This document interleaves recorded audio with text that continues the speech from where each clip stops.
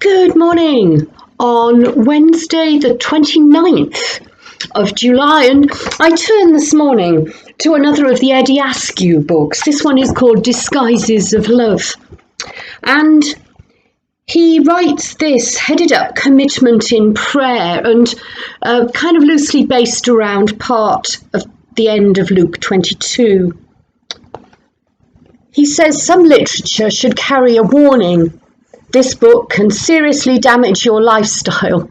Don't read unless you're prepared to take it seriously. And he goes on to talk about a book that he's just finished reading called School of Prayer by Anthony Bloom, who was the head, as it were, of the Russian Orthodox Church in Western Europe.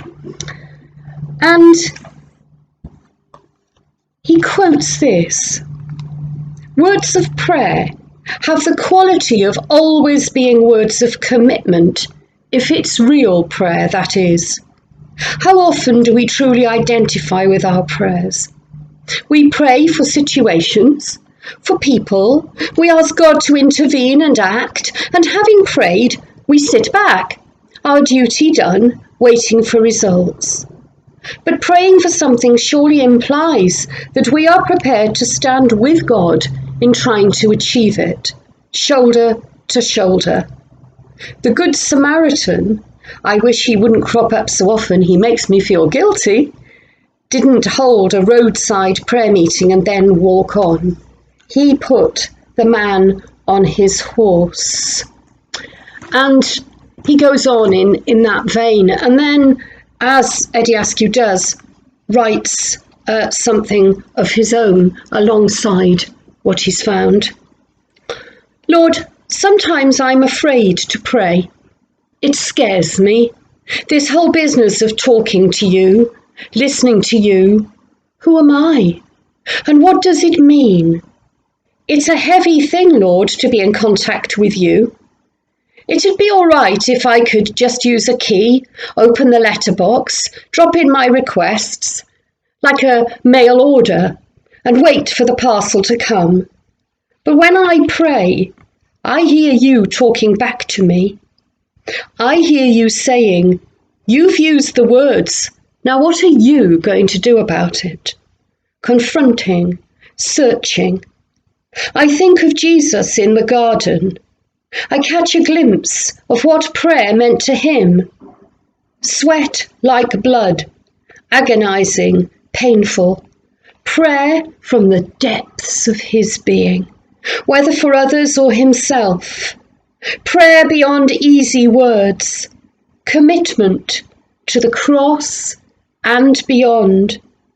Lord, teach me to pray in his name, in his spirit, not only believing prayer, not simply believing you'll do something about it, but identifying prayer, putting myself into it, standing alongside you, Lord, and committing myself to do all I can to bring about what I'm praying for. Lord, help me. When I pray for peace, help me not to create dissension. When I pray for my neighbour, stir me up to help him. When I pray, your kingdom come, inspire me to share in its building. Help me put my will where my mouth is, and not to shift onto your shoulders the things I can do something about myself."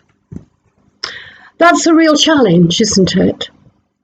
I can remember when I was a very new adult Christian, that when I prayed, I would very often find myself in tears.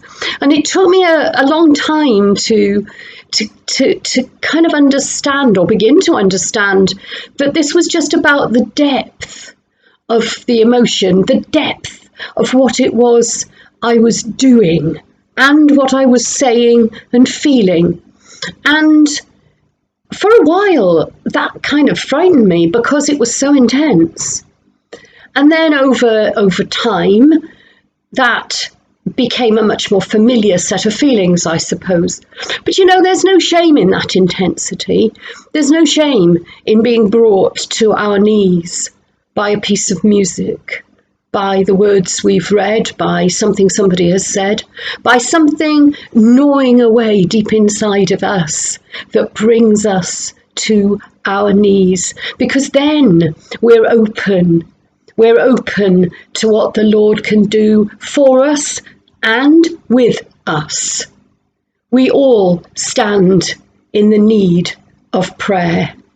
And I think we sometimes perhaps lose sight of that as established Christians and worshippers. We sometimes perhaps take for granted the fact that the Lord will know what we need, and we forget to sit and listen to the answers.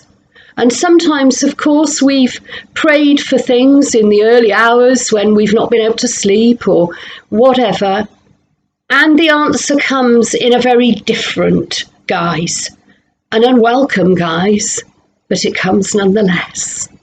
And so I'll be with you again on Friday, and until then, God bless.